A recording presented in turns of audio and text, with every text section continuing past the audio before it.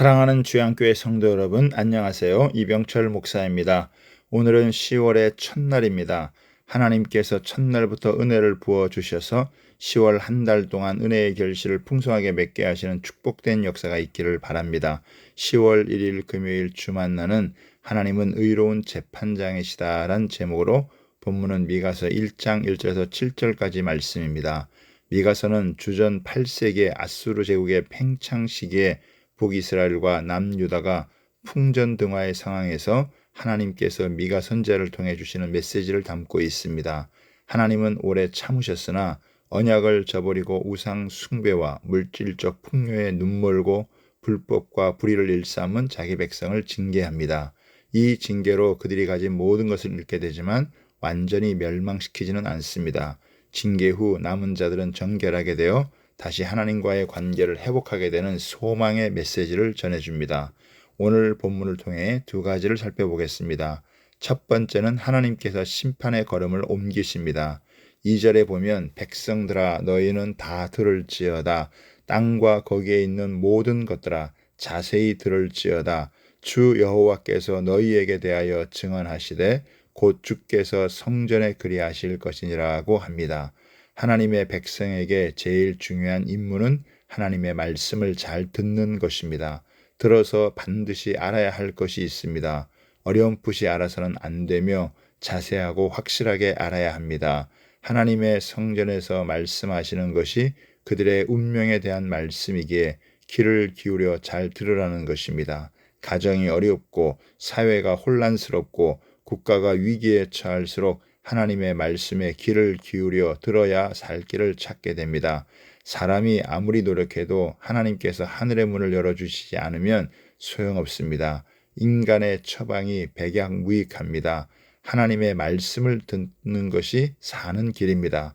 그렇다면 당시 백성들이 자세히 들어야 할 내용은 3절과 4절에 보면 여호와께서 그의 처소에서 나오시고 강림하사 땅의 높은 곳을 밟으실 것이라. 그 아래에서 산들이 높고 골짜기들이 갈라지기를 불 앞에 밀초 같고 비탈로 쏟아지는 물 같을 것이라고 합니다. 즉 땅의 높은 곳일지라도 다 무너지고 완전히 초토화된다는 의미입니다. 지금 유다의 백성들은 많은 것을 누리고 살고 있는데 한순간에 모든 것을 잃고 망하게 되는 것입니다. 하나님께서 이렇게 무서운 모습으로 나타나시는 것은 하나님의 백성들이 산당을 세워놓고 우상을 섬기고 불의와 불법으로 사회가 무너졌기 때문입니다. 그러니 얼른 정신을 차리지 않으면 안 됩니다. 미련한 세대는 하나님을 두려워하지 않습니다. 하나님은 공의로 판결하시는 재판장이십니다. 그러므로 심판하실 하나님을 경외하며 겸손하게 살아야 합니다. 두 번째는 죄와 허물로 심판을 받을 수밖에 없습니다. 5절에 보면 이는 다 야곱의 허물로 말미암음이요 이스라엘 족속의 죄로 말미암음이라. 야곱의 허물이 무엇이냐? 사마리아가 아니냐? 유다의 산당이 무엇이냐? 예루살렘이 아니냐고 합니다. 야곱의 허물이란 하나님과 맺은 언약을 저버린 것이며 죄는 행실이 하나님 앞에서 심히 악한 것을 뜻합니다. 이스라엘은 말씀을 버리고 우상 숭배와 음란하고 악한 삶으로 하나님을 진노케 했습니다. 그런데도 정신을 차리지 못하고 있습니다. 북이스라엘이 아수르에 망하는 것을 보면 경각심을 가져야 하는데 그렇지 않고 있습니다. 6절과 7절에 보면 이러므로 내가 사마리아를 들의 무더기 같게 하고 포도심을 동산 같게 하며 또 돌들을 골짜기에 쏟아내리고 그 기초를 드러내며 그 새긴 우상들을 다 부서지고 그 음행값은 다 불살라지며 내가 그 묵상들을 다 깨뜨리리니 그가 기생의 값으로 모았은즉 그것이 기생의 값으로 돌아가리라 하고 합니다. 사마리아는 세상적으로 성공해서 잘 나가는 것처럼 보였지만 결국 들의 돌무더기가 되고 포도심을 동산을 다 뒤집어 놓듯이 뒤집어 놓는다는 것입니다.